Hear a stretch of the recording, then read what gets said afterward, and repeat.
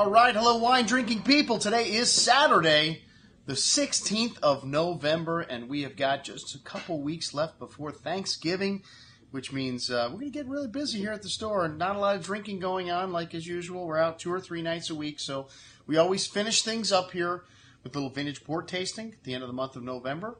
And that's after the champagne tasting, of course, and then Madeira, and then pretty much just here hanging out at the store, packing gifts to make sure all the big kids get their wine in time for the holidays.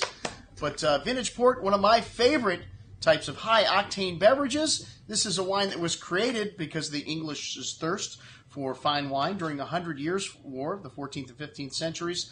And, they had to find somewhere else to get their hooch because the French weren't giving it to them. They were at war with them. So they traveled around to Portugal, but they found out that getting the wines back from Portugal, they weren't quite as fresh. And they needed to fortify them, add a little alcohol to them in order to get them back and survive the journey from Portugal to England. And, they just started adding more and more alcohol until they got to about 21%, 20% alcohol. And the style of fortified wines was created that we have today from Portugal. And everything on the table for this tasting is 40 years or older. And we have got some legendary old wines like the 1948 Taylor, our old dog. I'm sorry, 48 Taylor 99-point wine, and incredible old vintage and wines. Maybe not drinking at their peak, but if we get a good bottle, spectacular. We've had this wine before at tastings.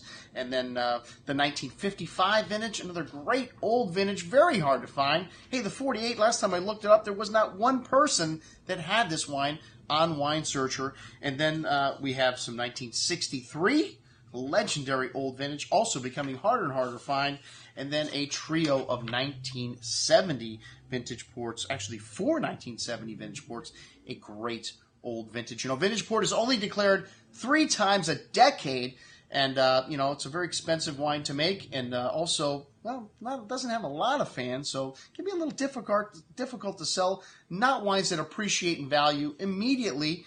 You can find some older vintages of port out in the marketplace for less than the price of the current releases. But once these wines get to be this old, they do start to go up in price just because there's not a lot left. Hey, for you wine-drinking people that love port, we've got everything that we've got in vintage port available in the store on this offering, including 2 of the greatest values in the port world. They also make port by keeping it in cask its whole entire life. Vintage port's bottled 2 years after the vintage. Tawny port is kept in cask its whole life. There's the Tawny color. 2 of the greatest values I have in the store don't come from Portugal. They come from Australia. R.L. Buehler and Sons. We got a fine Muscat and their fine Tawny here.